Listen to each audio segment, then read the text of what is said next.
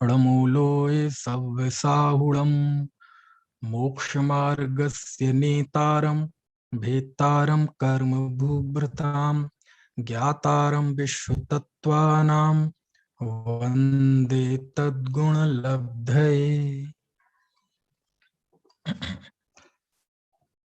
तत्वार्थ सूत्र 7वां अध्याय। श्रावक के व्रतों के अतिचारों पर हमारी बात चल रही है। कल हमने जो 3 गुणव्रत हैं, दिग्व्रत, देशव्रत और अनर्थ दंड त्याग व्रत, इनके दोषों पर बात की थी। अब आज हम 4 शिक्षा व्रत, इन 4 शिक्षा व्रत के कौन से अतिचार हैं उन पर बात करेंगे। सामायिक, प्रोषधोपवास, उपभोग उपभोग परिमाण और अतिथि संविभाग व्रत। ठीक है। सबसे पहले हम 33वां सूत्र पढ़ते हैं। पहला शिक्षा व्रत सामायिक, उसके अतिचार। योग दुष्प्रणिधानान आदर्श स्मृत्यनुपस्थानानि, ये सूत्र है। योग दुष्प्रणिधानान आदर्श स्मृत्यनुपस्थानानि। योग दुष्प्रणिधान, योग दुष्प्रणिधान यानी होता है सामायिक के समय में गलत प्रवर्तन करना, गलत करना, गलत प्रवृत्ति करना। चूंकि सामायिक की बात है तो सामायिक के काल में गलत प्रवर्तन करना। काय का, योग का। अब योग 3 होते हैं, मन, वचन, काय। ठीक है।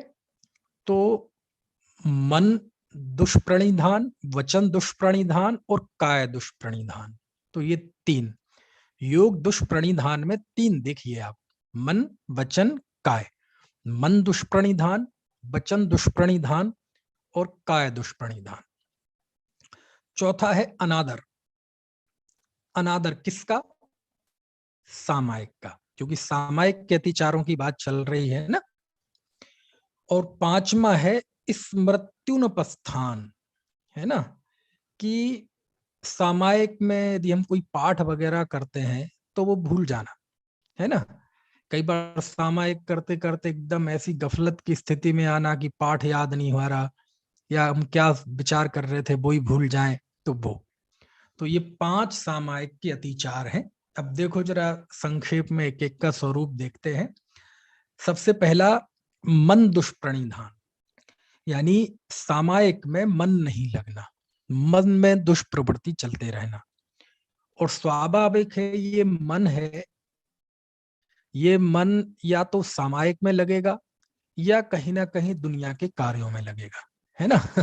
तो अब सामायिक में नहीं लग पा रहा है, पंच परमेष्ठी और आत्मा की शरण नहीं ले पा रहा है वह जीव, तो स्वाभाविक है वो मन कहीं ना कहीं बाहर जाएगा, है ना।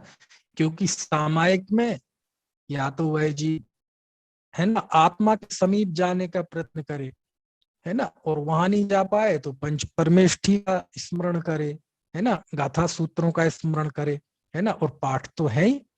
तो इनका अब ये नहीं कर पा रहा है तो वो मन निश्चित रूप से कोई चिंताग्रस्त होगा, कोई भूतकाल की बातों को याद कर रहा होगा, या दुकान या मकान, कोई शादी विवाह, राजनीति, कोई ना कोई इन्हीं दुर्विकल्पों में लगेगा।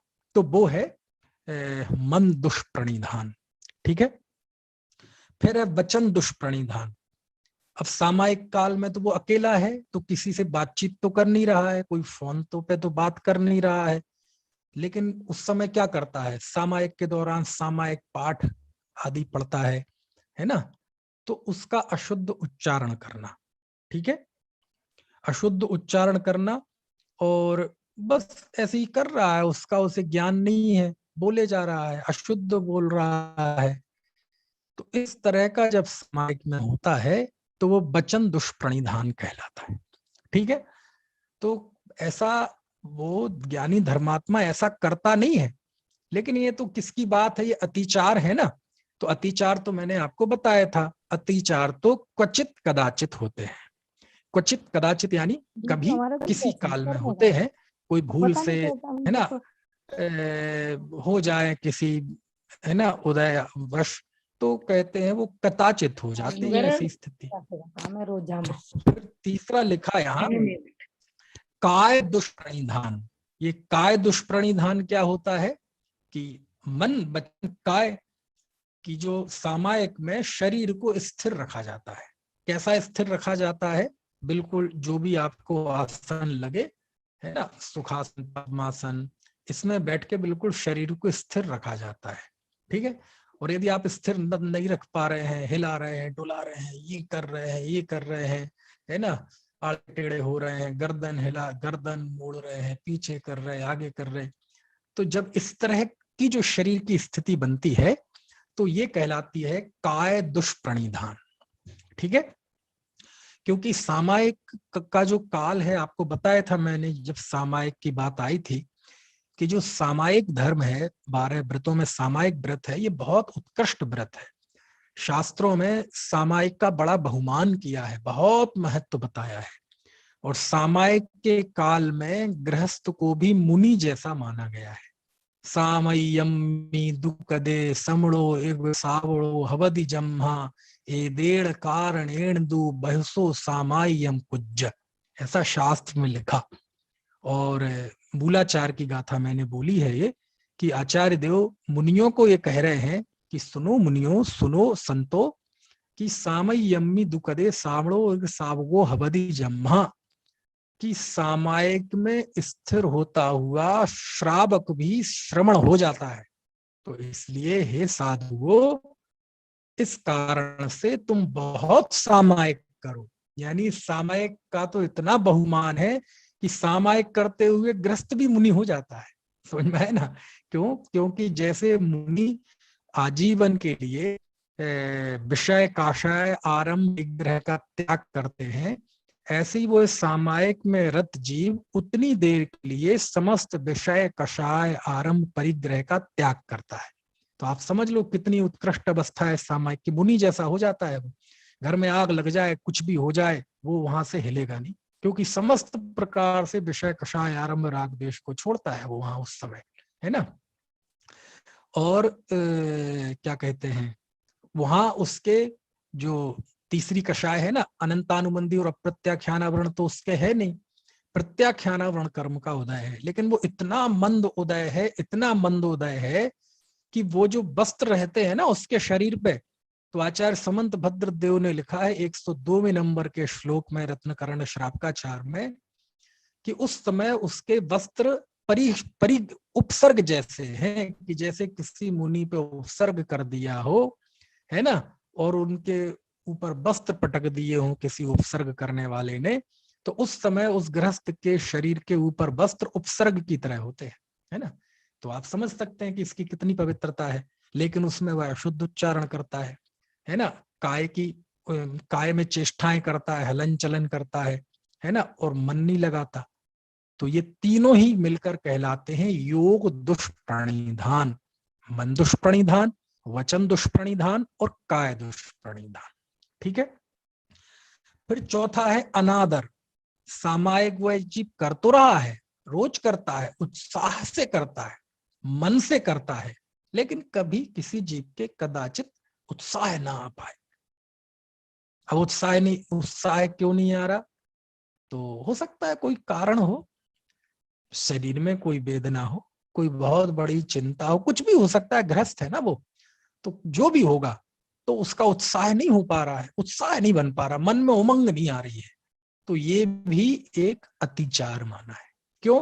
क्योंकि सामायिक को उत्साह पूर्वक किया जाता है ना, मजबूरी मानकर नहीं। लो सामायिक का टाइम हो गया भैया, अब तो देखते हैं, मैं सामायिक करके आता हूँ, मतलब उस सामायिक को ऐसे कहता है जैसे कोई बड़ा कष्ट का काम हो, ऐसा नहीं, उत्साह से करता है वो, है ना। चलो, इसके बाद पांचवा है स्मृति अनुपस्थान, है ना। ऐसा एकाग्र नहीं हो पा रहा है वह जीव, तो एकाग्र नहीं होने से वो सामायिक में कुछ क्रियाएं भी करनी पड़ती है, कुछ पाठ भी करना पड़ता है, वो भूल जाता है। समझ में आए ना? है, वंदना होती है, शुरुनति होती है, कायोत्सर्ग होता है, वो सारा एक पूरा एक पैटर्न है, वो भूल जाता है। पाठ भूल जाता है, रोज करता है, रोज उत्साह से करता है, बोलता है, लेकिन लो भूल जाए। क्यों भूलता है? तो असावधानी है ना। तो बस वो एक दोष माना गया है, अतिचार माना गया है। क्वचित कदाचित हो जाए तो अतिचार है, लेकिन हो और उसे वो अतिचार ही ना माने, गलत ही ना माने, तो फिर वो अतिचार नहीं है, फिर वो अनाचार है। विकृति विकृति है, और विकृति को विकृति ना माने बल्कि आदत बना ले, संस्कृति बना ले, तो वो फिर महाविकृति है ना। ठीक है। तो इस तरह से ये 5 सामायिक वृत्त के अतिचार आचार्य भगवान ने कहे। ठीक है। मन दुष्प्रणिधान, वचन दुष्प्रणिधान, काय दुष्प्रणिधान। क्रम बदला भी जा सकता है, क्रम दूसरा भी है। काय दुष्प्रणिधान, वचन दुष्प्रणिधान और मन दुष्प्रणिधान। चौथा अनादर, और पांचवा स्मृति अनुष्ठानानि, स्मृति अनुपस्थान। ठीक है।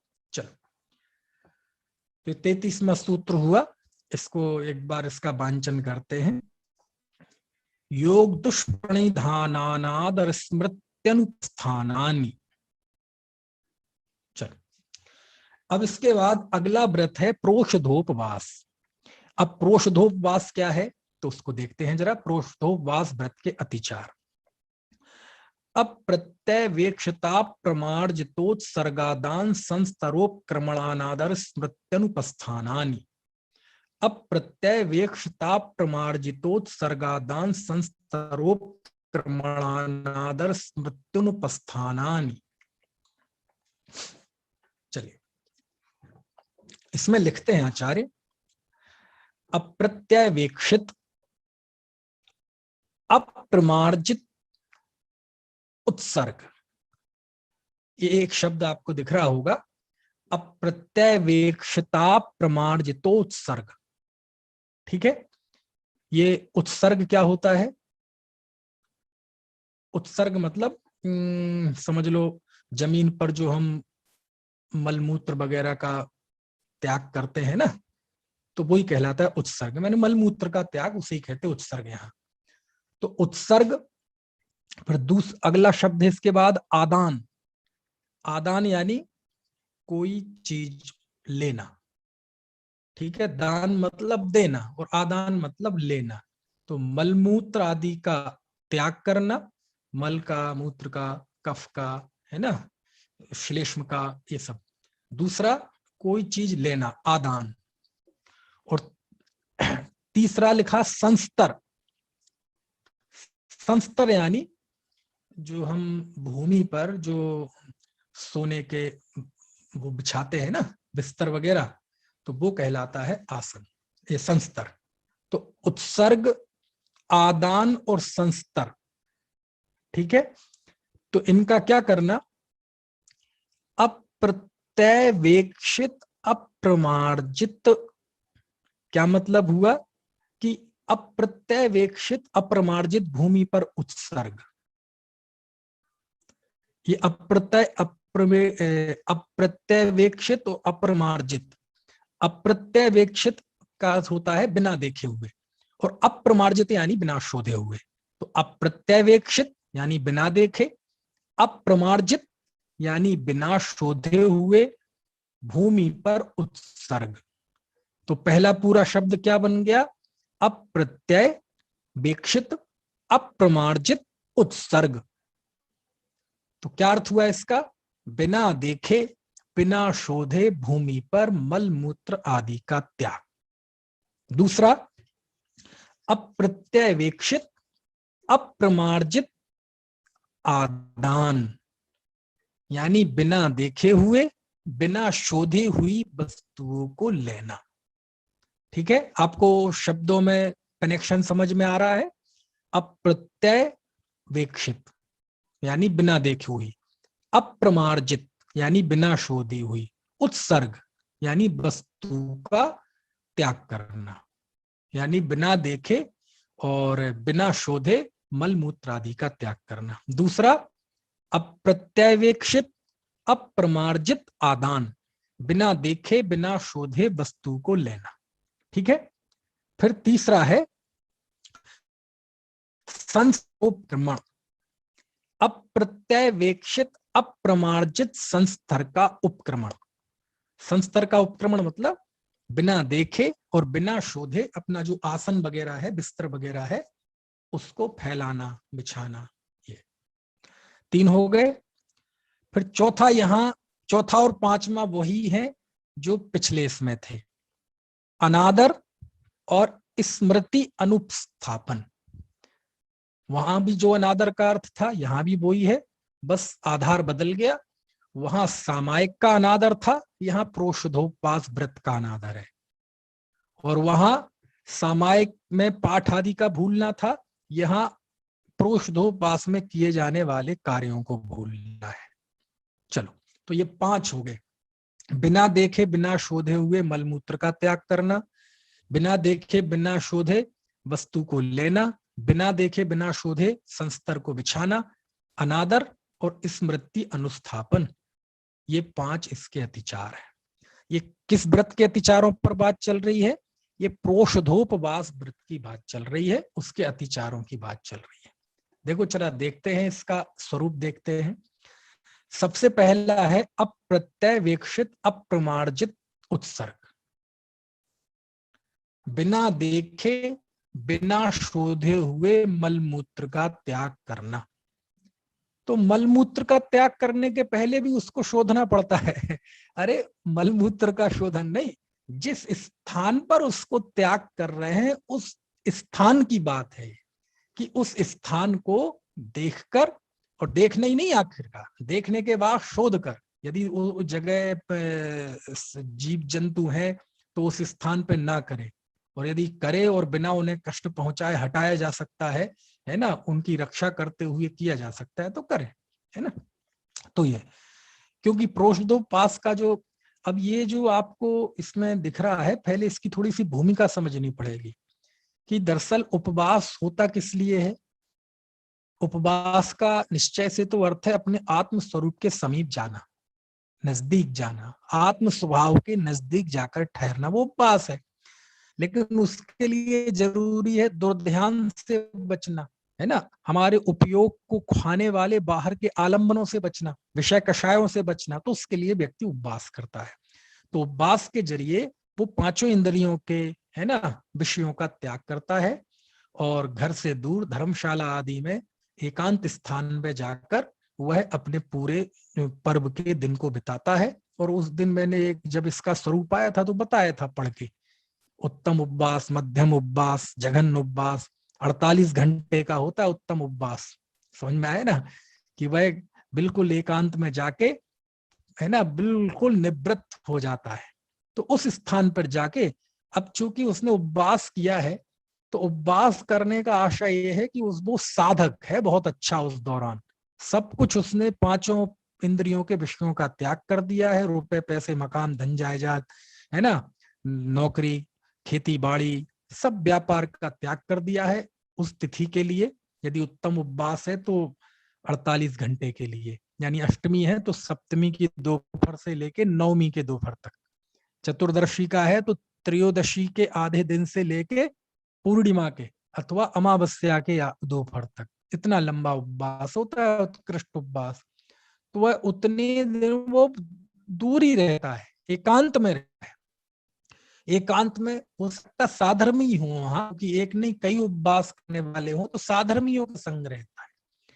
तो अब उस स्थिति में जिनवान की ये आज्ञा है कि आप प्रोषधोपवास किया है, तो आप उस दौरान बिल्कुल बहुत निवृत्त जीवन जिए। समझ में आया ना। वहां आप मलमूत्र का भी त्याग करते हैं तो बहुत सोच समझ के करें, स्थान देख कर करें, परिमार्जित स्थान पर करें, है ना। लेकिन वो नहीं करे, करता है ऐसा नहीं है, लेकिन कदाचित हो जाए, है ना, कदाचित उसे कोई तीव्र एकदम हो जाए, है ना, एकदम ऐसी छींक आ जाए, एकदम कफ आ जाए कि एकदम सावधानी ना रख पाए, वो दोष है। यदि वो उसकी आदत में है तो फिर वो अतिचार नहीं है, वो अनाचार है। कदाचित ऐसी स्थिति बन जाए, है ना, एकदम ऐसी तीव्र आवेग आ जाए मलमूत्र का। कई बार व्यक्ति को ऐसी अचानक वोमिटिंग हो जाती है कि आनंद फानन में कुछ दिखाई नहीं देता, समझ में आए ना? तो ऐसा हो सकता है, तो ऐसा कदाचित हो जाए तो फिर वो दोष माना गया है। ठीक है। दूसरा है बिना देखी बिना शोधी वस्तु को। अब वहां वस्तु, वहां आप एकांत में रहेंगे तो वहां कोई रुपए पैसे तराजू विषय कषाय की चीजें, है ना, अनाज, ये सारी चीजें तो है नहीं, क्योंकि उनका तो अभी त्याग कर दिया है पर्व के दिनों में। अब तो वहां उपकरण हो सकते हैं। कौन से उपकरण?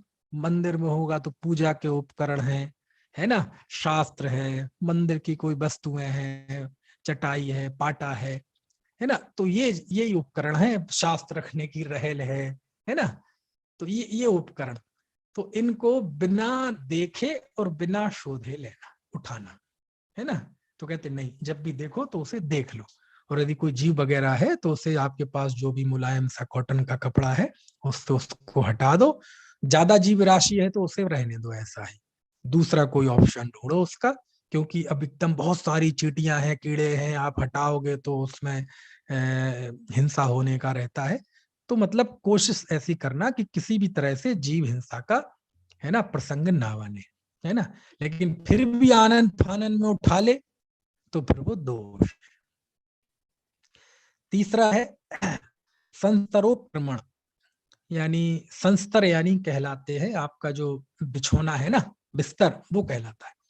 अब पुराना जमाना डबल बेड का तो था नहीं, बिछाना ही नहीं पड़ता, वो बिछा ही रहता है हमेशा। समझ में आए ना? लेकिन ये जीव साधक है, ये घर में नहीं है, घर में एकांत, कहीं एकांत में है घर में, या फिर मंदिर में त्यागी भवन में, वहां जाकर वो सब साधना करते हैं साधर्मी।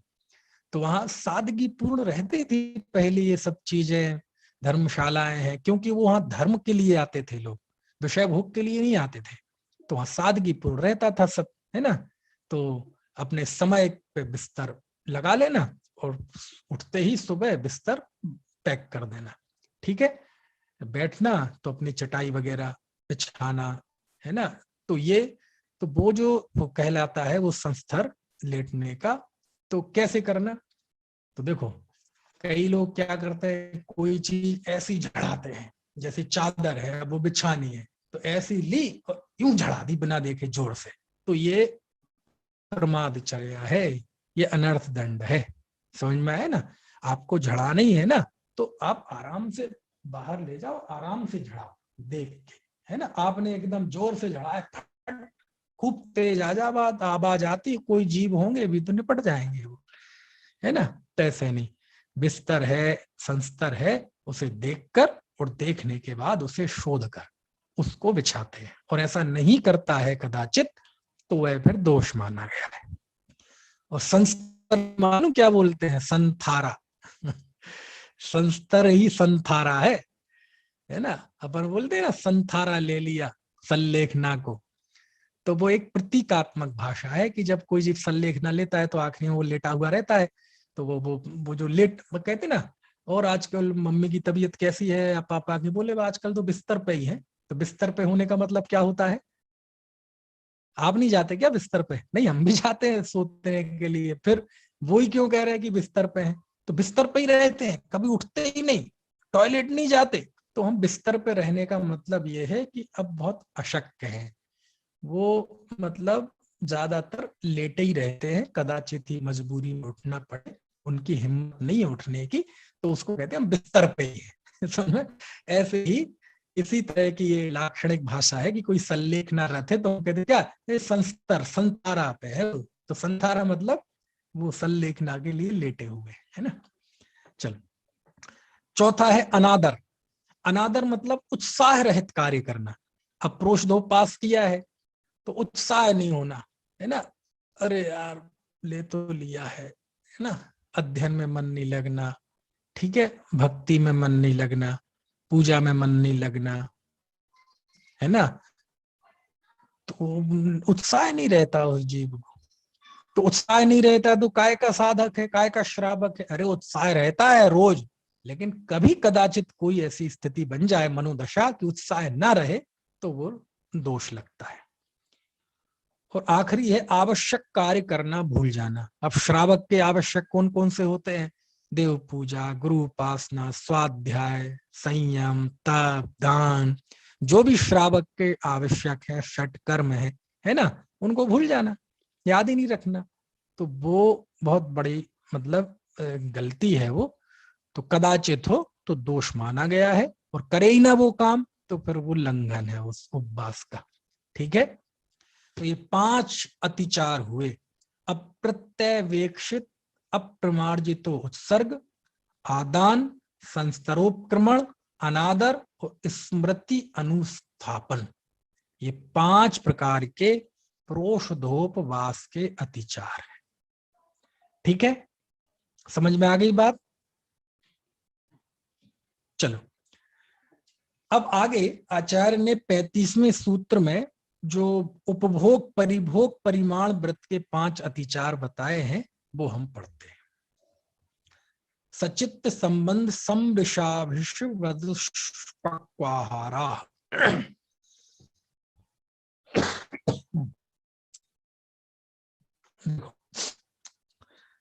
35वें सूत्र में उपभोग परिभोग व्रत के 5 अतिचार बताए। सबसे पहला लिखा सचित्ताहार। ठीक है। दूसरा सचित्त संबंध आहार, ये संबंध आहार लिखा ना, तो सचित्त से संबंधित आहार।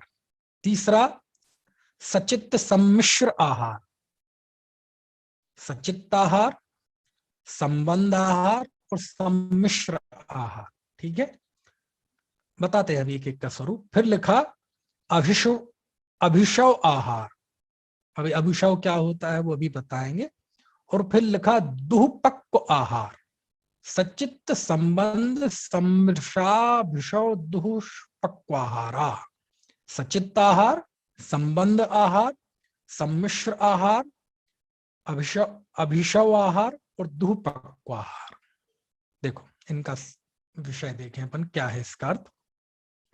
सचित्त आहार, सचित्त आहार मतलब जैसे कच्चे फल वगैरह लेना, ये सचित्त आहार कहलाता है। ठीक है। फिर है संबंध आहार, मतलब सचित्त से संबंध आहार, जैसे पत्ते अत्ते पे रख के कोई भोजन लेना, तो वो सचित्त संबंध आहार, पत्ते से ढका हुआ लेना। तीसरा है सम्मिश्र आहार, सचित्त से मिश्र आहार, अचित्त और सचित्त मिला हुआ आहार लेना, है ना। और अभिशव आहार, अभिशव आहार यानी गरिष्ठ भोजन लेना, ऐसा भोजन जो प्रमाद कारक हो, है ना, कामोद्दीपक हो, जो चित्त को विचलित करे, है ना, नींद आए, जिससे आलस आए, तो ऐसा आहार लेना। और दुहपक्वाहार, दुहपक्वाहार मतलब अच्छी तरह से जो पका हुआ ना हो ऐसा आहार लेना। या तो कच्चा होगा वो, या ज्यादा पका होगा। तो ज्यादा पका वो भी ये दोष माना गया है, और कम पका हुआ लेना ये भी दोष माना गया है। क्यों? क्योंकि दोनों ही स्थिति में गृद्धता बढ़ती है, और वो सेहत के लिए भी और हानिकारक होता है ना। उससे गरिष्ठता आदि जैसी चीजें भी आ जाती हैं। ठीक है। तो ऐसे तो जिसका ये व्रत हो, उस व्रत में यदि ये चीजें होती हैं तो उसको दोष लगता है। यदि करता ही रहता है तो वो दोष नहीं, अनाचार है। और कदाचित क्वचित हो जाती है तो ये अतिचार है।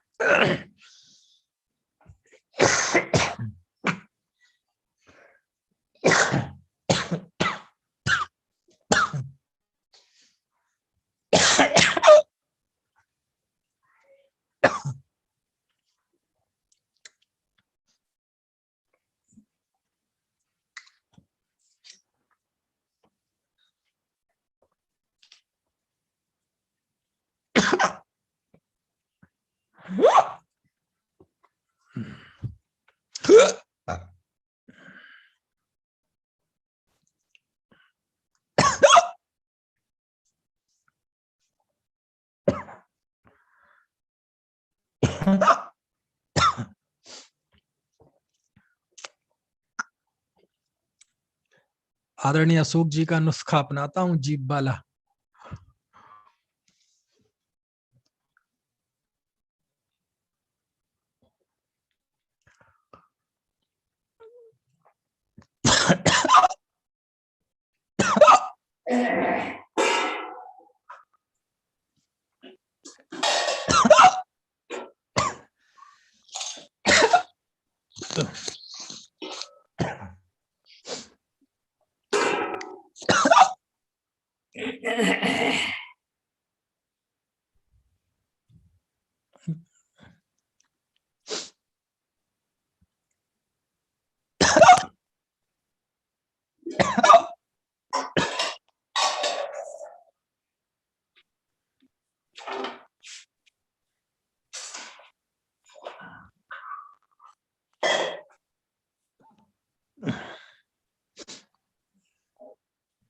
चलो बाकी बाकी चर्चा कल करेंगे, ठीक है।